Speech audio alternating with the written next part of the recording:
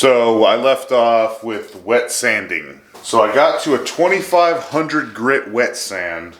That was after letting everything cure overnight in my garage, which was probably colder than it should have been.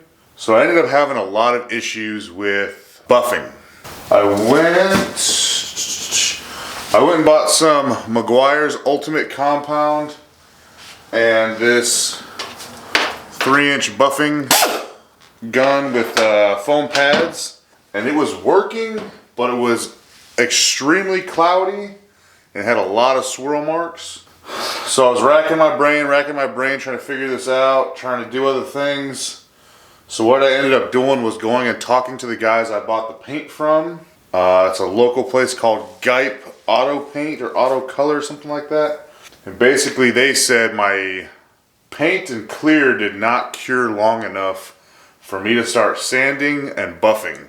That's what was going on. So now that it's been almost a week since I've painted, he said I should be good now, and he sold me this Trizact 3000 grit disc that I cut to fit my 3-inch grinder, and basically I hit the entire surface of everything with this 3000 grit, hit it with the Meguiar's Ultimate Compound, then the Meguiar's Ultimate Polish with an applicator pad, and it changed fucking night and day.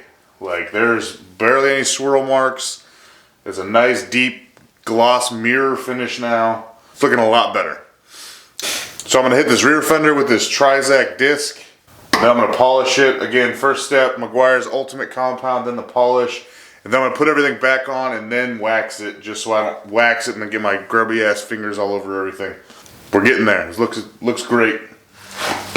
Oh, and a spray bottle is recommended for this 3000 grit. You need to have it pretty wet.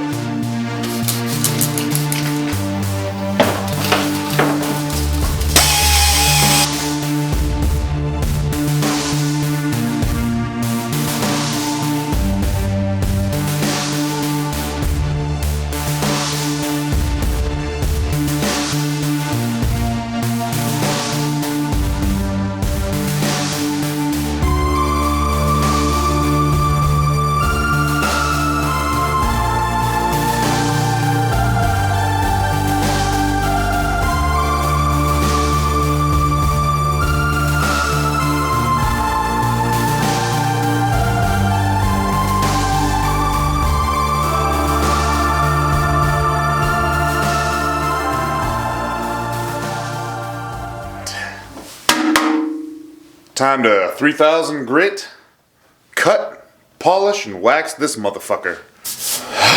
Finally.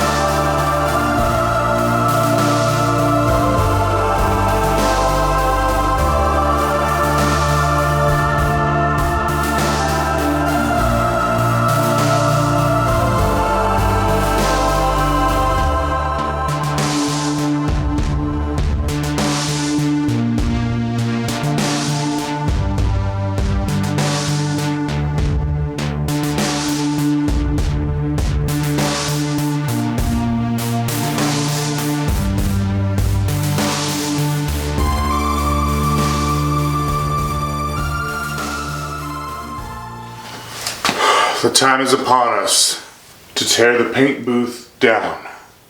Cue the time lapse.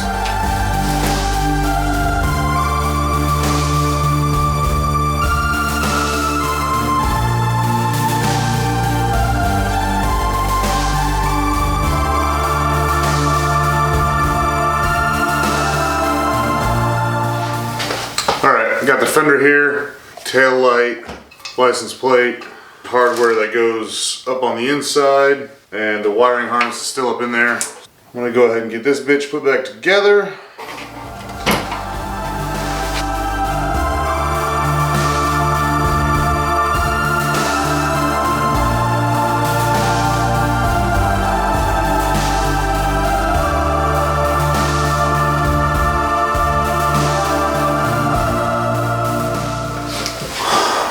get this gas tank back together. There's still a lot of crap down in here because of this large opening here. So I have some just parts cleaner here. I'm going to spray in here. I'm going to get up in here as best I can and wipe it down. It's a pretty big hole so I can get in there pretty deep. I have some wipes here. So I just want to clear all this shit out before I put the petcock and the filter in.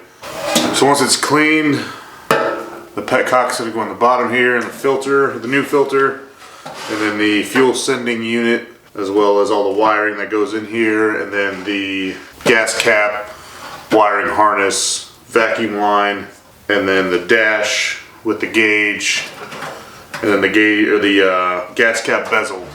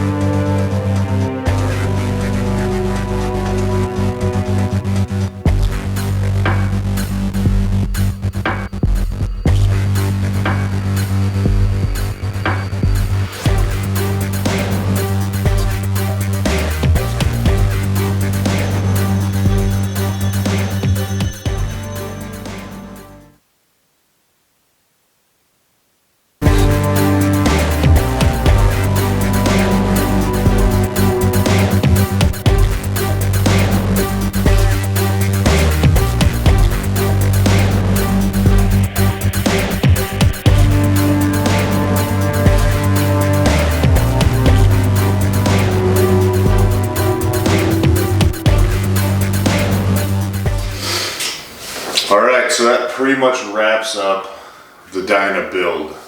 Super stoked with how this thing turned out. I wish I would have taken more time doing the paint because I've already gotten a few chips in it from just random bullshit. So I don't know if it was the temperature, the humidity, the application. It could have been a number of things, but I am going to be repainting this bike in the near future sometime. Maybe even change these decals up even though I really like them. Now, there are still a couple videos going to be coming out on this bike specifically. One being the new clutch and the other one being the new brakes. And then I'm going to do an update video after, about 1,000 miles or so, do a good service on it, check the fluids for any metal or anything abnormal, and then I'm probably going to end up doing a total recap video going over pricing, what all I've done, expectations versus reality, shit like that. Overall though, I have ridden this bike a few hundred miles already with the upgrades, and I am super pumped about it. I think it does need a little bit of a tune, some fine tuning, but this thing pulls hard. That cam just doesn't seem to want to stop. Definitely notice a huge difference with the big bore and the cam. So with this thing being pretty much wrapped up, I want to send out a few thanks to some people. Tripp, been a huge help with pretty much starting this channel. Nigel Jones, same thing, giving me a lot of advice. He's pretty big in the social media game. He's given me a lot of words of wisdom and things like that.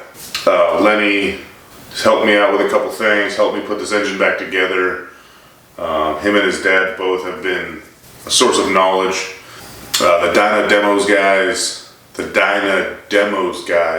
when I first started out, they helped me out. They've actually helped me in the past before, especially when I did my chain conversion kit.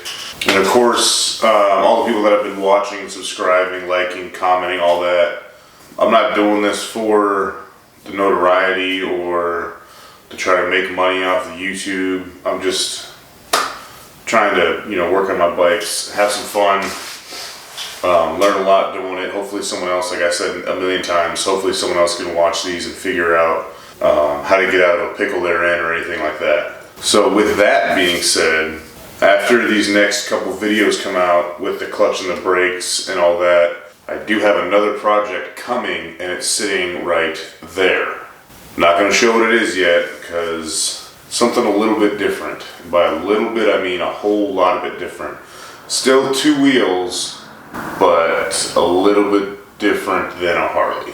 Matter of fact, it's different continent altogether. So that's exciting. I'm having a lot of fun riding it, working on it. So that will come in the next few weeks, the intro to that project. Oh, big thanks to my dad. Been a huge supporter of the channel, but he asked me for a shout out, so hi Dad. Another shout out would be to a guy on Instagram named Wannabe Fabrication. He gave me a lot of tips and tricks on painting. He's the one that was telling me about the humidity issues he's had in the past. So that led me to buy a dehumidifier. Along with his Instagram name is Chuch Cutthroat, I believe. This dude paints some of the most ridiculous helmets I've ever seen. And he gave me a few pointers on painting as well, because this dude's a fucking pro. And of course, fueling parts, they've been a big help. Their customer service is top notch. Same with CV Performance. You call them and ask them a question, their techs will tell you what you need, point you in the right direction, give you part numbers, etc. Hopefully get some good footage here. I'll be riding this thing soon. I did buy a GoPro recently, so I've got some footage of that. Get everything broke in, be able to release some of the power in this thing, and ride. So next week's video is going to be the Recluse torque drive clutch install. Pretty straightforward install. So yeah, as always, I hope you liked this big reveal. Try to get a little cinematic with it, with the fog and the lights. Hopefully it turns out good. See you guys next week, 6:30, Thursday, clutch install. Thanks again for watching.